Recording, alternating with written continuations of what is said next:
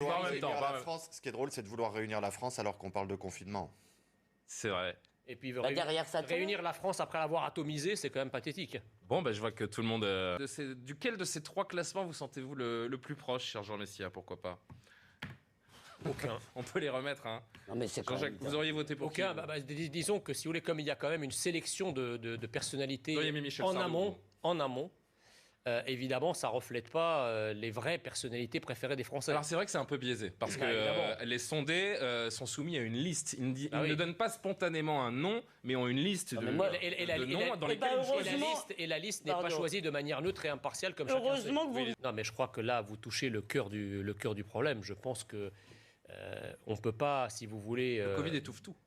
On ne peut pas balayer d'un revers de la main l'idée que le pouvoir en place pourrait effectivement instrumentaliser cette panique autour du Covid et cette presque hystérie autour du Covid pour essayer effectivement de l'utiliser dans le cadre de la campagne présidentielle. Voilà.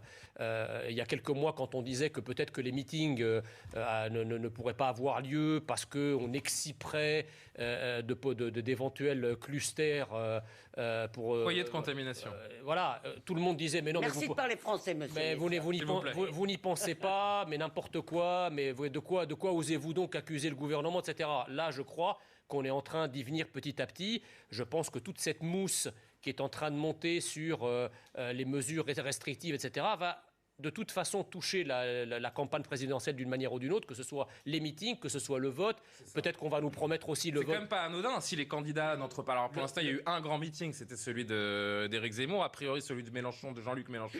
Et Valérie Pécresse d'ailleurs aussi vont... Et Jean-Luc Mélenchon. Oui, il en avait fermé, il y en aura un autre à Nantes, je crois, ou pas loin. Et je vous parle pas du vote. Pour l'instant, ils sont maintenus, mais... Et je vous parle pas du vote électronique, qui est évidemment la porte ouverte à toutes les arnaques possibles et imaginables. Non, mais justement, enfin, une campagne présidentielle, elle a plusieurs vecteurs, si vous voulez. Je ne dis pas que les meetings sont l'alpha et l'oméga d'une campagne présidentielle, mais ça y participe quand même. Mais on parle des meetings, mais il y a les tractages, les serrages de main dans les marchés, les rencontres avec les gens. Chaque vecteur pris séparément, on peut le critiquer. On a souvent dit, bah oui, les réseaux sociaux, c'est pas parce que vous faites une excellente campagne présidentielle sur les réseaux sociaux que ça vous garantit une victoire, parce que les réseaux sociaux, c'est pas la vraie vie. C'est vrai. Mais une campagne présidentielle sans réseaux sociaux, c'est pas une campagne présidentielle. Une campagne présidentielle sans meeting, c'est pas une campagne présidentielle. C'est moins, si vous voulez... Et tous les candidats ne partent pas au même niveau, là, sur la ligne de départ. C'est moins chaque outil pris séparément que l'ensemble des outils qui forment la campagne présidentielle. Donc si vous enlevez un outil de la campagne présidentielle, c'est plus une campagne présidentielle comme une autre. Jean Messia, on le voit, les chiffres sont spectaculaires. Faut-il, selon vous, aller vers de nouvelles restrictions? Non. Pourquoi? Pour une raison simple, c'est que c'est vrai que le variant Omicron, il est beaucoup plus contaminant, il se diffuse beaucoup plus vite, mais j'ai cru comprendre qu'il était aussi beaucoup moins virulent. Moi, j'ai autour de moi beaucoup d'amis qui sont isolés, qui ont le Covid en ce moment. Pour la plupart, en tout cas la totalité de ceux que je connais, ça passe comme une grippe, c'est-à-dire au bout d'une semaine, 15 jours, il n'y a plus rien. Donc je ne comprends pas, si vous voulez, cet affolement du gouvernement qui, en principe, doit avoir un peu la tête froide par rapport aux événements. D'ailleurs, Emmanuel Macron, à la même époque l'année dernière, avait réussi justement à résister aux pressions qui lui intimaient de reprendre des mesures très restrictives de confinement, etc., de fermeture des écoles. Il avait passé outre et l'avenir lui a montré qu'il avait raison. Donc là, je ne comprends pas pourquoi le gouvernement s'affole, pourquoi il envisage de nouvelles restrictions. Stéphane Dersin va nous répondre. Oui, mais moi, ce que je comprends... Le problème, c'est mais attendez, il y a une autre peut-être chose à dire. Alors, on va peut-être laisser finir Jean Messia et on passera par le professeur Dersin. Écoutez, ce virus va s'installer. Moi, j'en ai assez qu'on sacrifie, si vous voulez, sur l'autel de ce virus des libertés de plus en plus importantes. Alors on nous dit oui, mais ça va désorganiser la société. Mais vous rigolez ou quoi? La société elle est désorganisée depuis 2 ans déjà. Oui, mais pas au point qu'on pourrait atteindre. Ça, on va en parler dans la deuxième partie. Et la dernière chose que j'aimerais dire, c'est qu'effectivement, je ne comprends pas pourquoi on est passé du critère de tension hospitalière et de tension en réanimation au critère des contaminations. Parce que là, on n'est plus du tout sur la même politique sanitaire. Si vous choisissez la tension hospitalière, c'est qu'effectivement, c'est la tension hospitalière, la tension en réa qui doit guider vos mesures. Or, aujourd'hui, la tension hospitalière et la tension en réa ne justifient pas de nouvelles mesures. Alors, maintenant, si vous changez votre fusil d'épaule et que vous passez à la contamination, effectivement, alors là, vous pouvez émettre toutes les restrictions que vous voulez, parce que, effectivement, les contaminations sont très nombreuses, malgré un taux de vaccination record. Et donc, on se retrouve, c'est les chiffres d'Imperial College, ce sont les chiffres d'Imperial College. Pourquoi vous dodelinez comme ça Non, mais c'est pas ça, c'est que si vous voulez, moi j'en ai un peu assez de ces effets loupes, quoi. Je veux dire, le Omicron, le Covid de manière générale, enfin, faut arrêter que sur des échantillons qui peuvent être extrêmement graves et qui sont regrettables d'une population qui fasse des Covid longs ou qui en meurt, c'est pas non plus la peste noire ou le choléra. Je veux dire, c'est quand même un virus qui, pour 95 à 98% des gens, reste quand même. Mais tu peux pas invoquer une étude et après la rejeter. Voilà,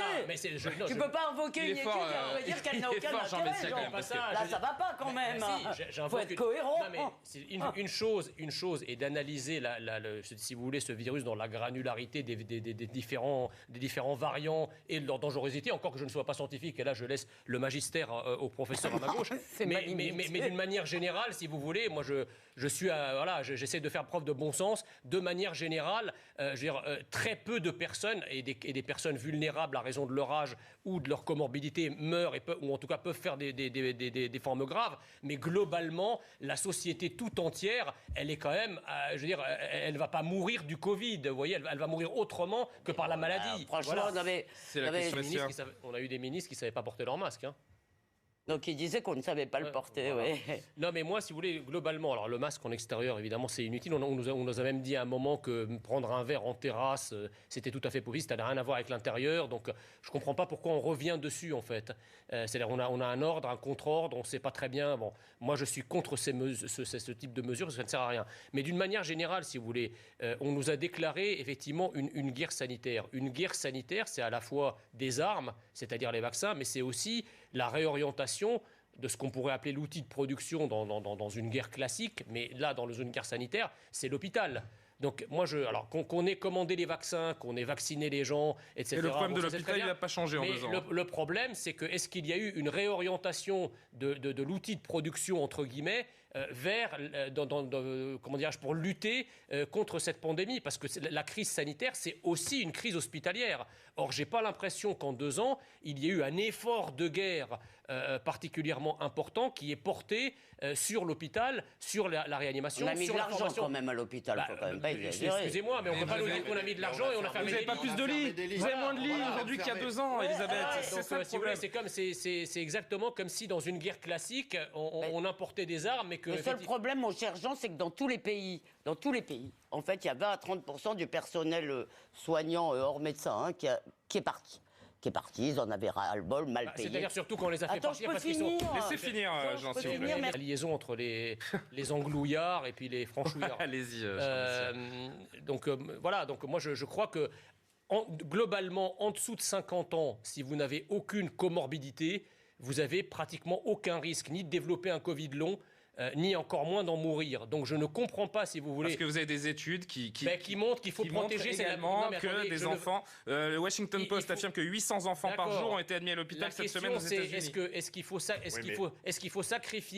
faut sacrifier le bien-être des enfants, leur scolarité, etc., pour protéger la classe d'âge qui est au-dessus? Et est-ce qu'il faut sacrifier la classe d'âge qui est au-dessus, c'est-à-dire les 18-50 ans, pour protéger la classe d'âge qui, pour le coup, est la plus vulnérable? Donc, si vous voulez, par vase communicant, on en arrive pour protéger une minorité de la population. Mais moi, je n'ai rien contre protéger par les soins, par les remèdes, etc. Mais la question qui se pose, la question philosophique qui se propose, c'est doit-on sacrifier l'avenir, le bien-être de toute une société sur l'autel d'un groupe de personnes qui est vulnérable à raison de son âge ou de ses comorbidités? C'est ça la question. Vous avez 4 heures. Voilà. Sans doute, mais enfin, elle ne sera pas plus grande que celle que nous avons déjà... Si, c'est ce qu'on vous dit. Ben non, elle ne sera pas plus grande que celle qu'on a déjà connue. Vous avez des contaminations exponentielles, donc la logique c'est oui, Jean Messia, bien sûr que si, ce sera oui, mais je veux dire, ça sera... Attendez, on vient de passer 2 ans... On n'a jamais eu un chiffre de contamination. Attendez, on vient de passer 2 ans où on nous a imposé des mesures, dont certaines sont des mesures à la con, comme le masque en extérieur, etc. Donc, j'ai pas l'impression, si vous voulez, que nous vivions dans une société parfaitement organisée, huilée... mais tu veux pas entendre